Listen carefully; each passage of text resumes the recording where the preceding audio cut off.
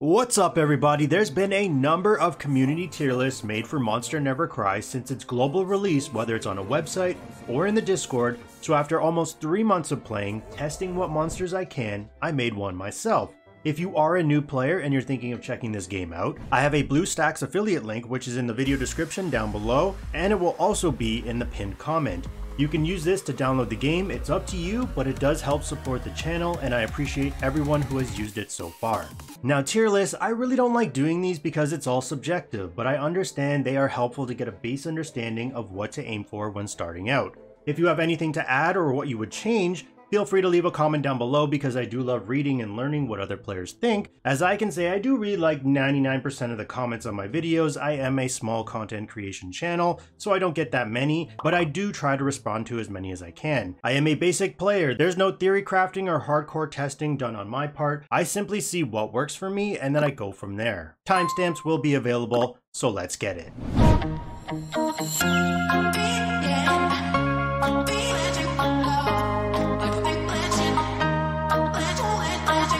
I ended up making a Google Doc, which will be linked in the video description, bringing up the document here. I also do plan to add more here like monster ascension calculations, tips. It really depends when I get the free time. I know, this is very basic, not the best to look at, but if I do get hold of better images to use, I'll update this. I decided to just organize them by class and rank them from best to worst rather than overall, just so you can get an idea of how the monsters stack up to each other in each class. To keep the video at a somewhat manageable length, this will be part 1 of 2, so this thumbnail here, or the video you're watching right now, will be dealing with the mage and support class monsters, and then part 2 will deal with the tank and fighter class monsters with this thumbnail right here. Now I will be skipping over the legendary rarity and only focusing on hellfire monsters, because the rate at which you advance in this game and how it's set up, legendary monsters fade away quite quickly. So starting off with the mage class, this is no surprise, or it shouldn't be a surprise, I have Lilith in the number 1 spot. So Lilith, she's gonna change anyone's account. Top DPS monster in the game and her copies are free to play friendly to get.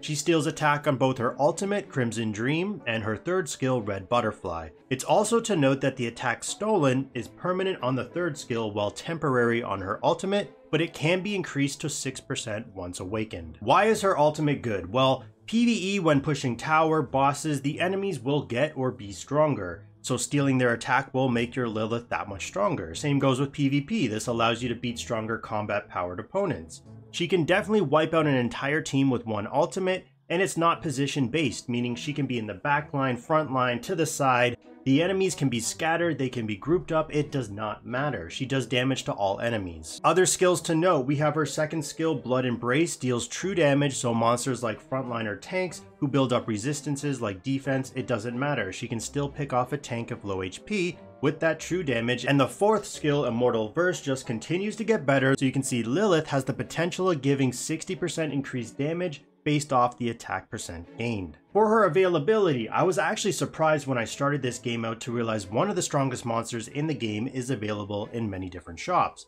Main sources is the Evo Gem, Clash, and Evo Soul shop. In terms of summoning, it would be using as an option in one of the reoccurring pack summon events. In conclusion, this is a damage powerhouse of a monster, but she has no survivability, no way of sustain, and what I mean by that is some form of built-in lifesteal, so of course there's going to be room for counterplay, but you will be at a big disadvantage in both PvE and PvP if you do not add her to your lineup. Hashtag will they ever nerf Lilith and cause a riot. Next on the list, it's going to be Vespa, one of the 2 current limited time monsters in the game, meaning not available outside their specific pack summon event. But for her ultimate, Lethal Seduction, with that AoE charm lasting up to 6 seconds, easily changes the battle in your favor. When it's awakened, it gives the charmed enemies an attack speed buff of 50%, so now you can watch the enemy wipe out themselves faster, or if you're versing a Vespa and you get charmed, the party goes from fun to none. I've seen players run her in the front line so she can build up her energy faster from being hit, so she can use her ultimate faster. Other skills to note is going to be her third skill, Ultimate Temptation, which allows her to act like an off tank as she steals enemies' HP. And then for her fourth skill, Slave of Desire, when the battle starts gives your team an attack and haste buff. Why is haste important? It will increase your monster's energy gain so they get off their ultimate skill before your opponent. For availability, well, that's just it. There isn't any. We don't know how frequently her pack summon event will occur. In the recent AMA session number 3, it was stated that she will be returning sometime in June, but we don't know if she will ever become a permanent monster in the game, meaning you can get her from eggs or from regular summons. We really don't know anything. In conclusion, she is a very strong monster in the form of CC, crowd control, but you won't be seeing many players using her at the moment, unless they were crazy lucky in summons or spent their share of money. But she's also one of the few mages who does have sustain with that skill mentioned, Ultimate Temptation. Next on the list we have Undine. Now, I have a love-hate relationship with her, and here's why. Her ultimate Water of Life, although it has very high magic damage, I mean look at this value, up to 440% stacking up to 5 and then 7 when awakened, it's wild. It's important to note the monsters that you have and their awakened skill list, which is available at 10 stars. I do wish they add this information in a feature to see this at any point, because some are meh and in my opinion not worth the investment outside using the one copy to get that initial energy boost of 200 due to the heavy cost of the talent resources. So I have an issue with the ultimate with it regarding the splash damage because it's very hard to get AoE out of it. Most of the time it will be focused on one enemy, say a frontline monster. If the enemy, say Dracula, is pushed up on your team, then that burst DPS skill is used on one enemy instead of hitting multiple. And in order for that AoE to happen, the other enemies have to be basically giving that targeted enemy a piggyback,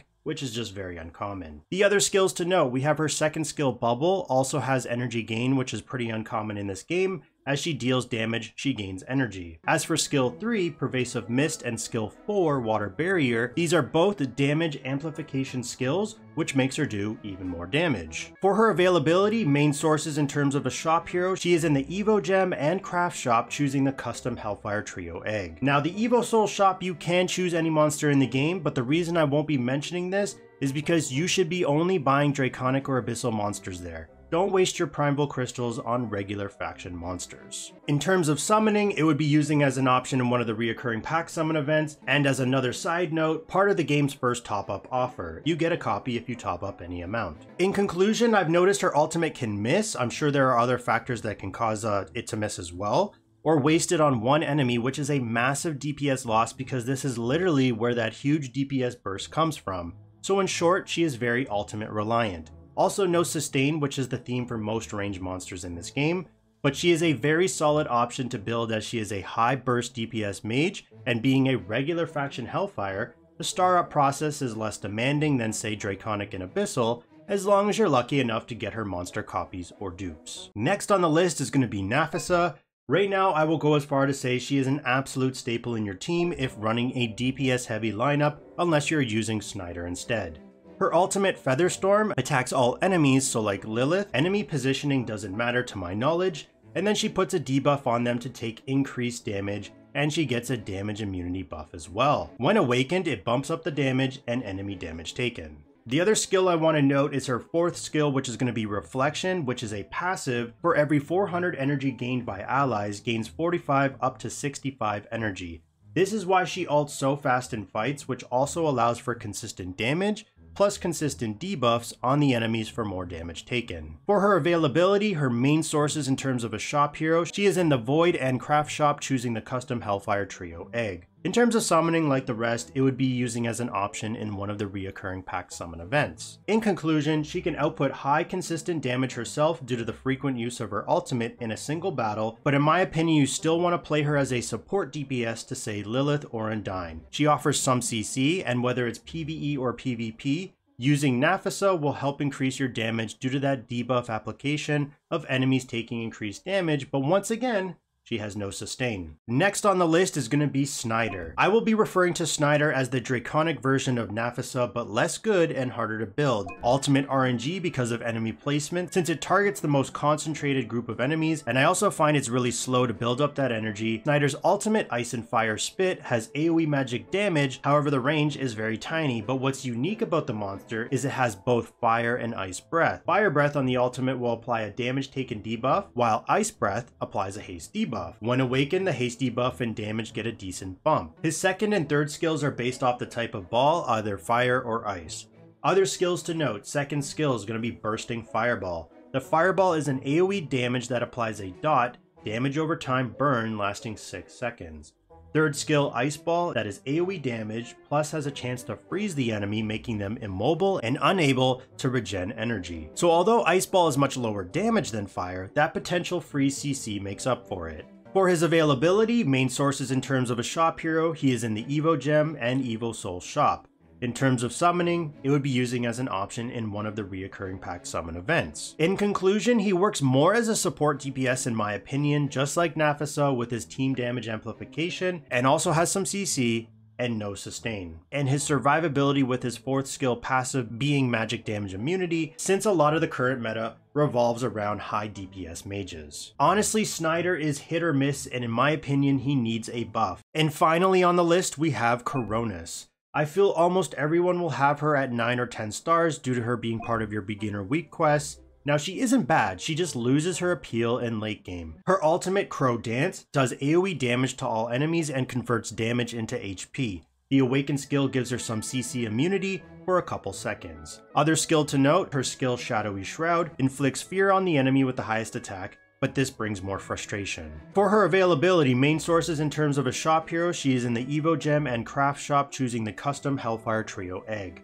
In terms of summoning, difference from everyone else I've mentioned so far is she is the final reward in the treasure summons, making once again copies easier to obtain. It would also be using as an option in one of the reoccurring pack summon events. In terms of beginner events, she is the final reward option in both your week 1 and your week 4. In conclusion, this is a niche monster. I wouldn't say it's a complete bait for new players, but late game she simply cannot stack up against the other mage classes. She does okay damage, she has the lifesteal, and a form of CC. I've also seen players running her in the front line as like an off tank, allowing for a more damage focused lineup since she has that built-in sustain, but this is a heavy investment needing top tier runes, glyphs, magic guides, etc. It's just not worth it from my perspective. Now we're going to be moving into the support class, starting off with what I will say as the best support, potentially controversial as this is a personal preference, but it also has to do with your current lineup. First up on the list is going to be Cuckoo. A unique healing focused monster because she is untargetable until she's the only one left alive on your team. Her ultimate Feathered Blade does AoE damage in the most enemy concentrated area, dealing damage plus healing herself. When awakened, nothing special here, but it does add some more attack. Other skills to note will be Hovering, like I said earlier, remains airborne, being invulnerable till all your allies are defeated. And then the last two, Plunge Throw and Molting, go hand in hand. Plunge Throw is your frontline heal battery as it restores HP to the ally with the lowest HP, and because it costs her own HP, Molting helps her with that as it allows her to regenerate HP over time, plus gives her heals based off what allies heal. For her availability, main sources in terms of a shop hero, she is in the Throne and Evil Soul shop. Now due to her limited availability, it is why you don't see her often compared to Octasia. The Throne shop is overpriced at 32,000, which will take the majority of players a long time, let's go with a couple months just to get enough for one copy. In terms of summoning, it would be using as an option in one of the reoccurring pack summon events. In conclusion, if you are running a frontliner since they take the front of the enemy damage with bad sustain such as say Dracula, Cuckoo being a heal battery is highly recommended, but other than that, depending on your lineup, supports are a niche pick in this game. I have also seen her placed in the front line instead of the typical support backline for strategy and grouping up the enemies, by making the enemies focus your other frontliner, for your backline mages to get off better ultimates if they are enemy concentrated focused, like say Snyder, and she also does decent damage herself as a support. Next on the list, it's going to be Octasia. As I said, Cuckoo or Octasia can be swapped in ranking positions as it's mostly based off personal preference. Both are top tier supports. Octasia, however, deals with more support shields rather than the raw healing like Cuckoo. Her ultimate Invincible Storm heals allies, but the main purpose here is to provide a shield. When awakened, it gets a nice added effect of granting damage immunity while the shield is active. Other skills to note is going to be her skill 3, which is Abyssal Tentacle. Reduces the target's attack, however it's only single target. And her skill 4, Reborn, is why she is the shield queen. When the battle starts, grants a shield to all allies for 7 seconds. It can also eventually increase attack, but I don't see any values posted. For her availability, main sources in terms of a shop hero, she's in the Evo Gem and Evo Soul shop. In terms of summoning, it would be using as an option in one of the reoccurring pack summon events. And as another side note, part of the game's first week login rewards, you get a copy on day 2, I believe, and then a shiny version copy on day 8. In conclusion, just remember, she is shield focused. Even the mythic Evo Soul Lilith will heal more. However, this may change if there are nerfs done, so Lilith will heal more than she will. However, she can still output some decent damage as a support. Next on the list, we have Venus.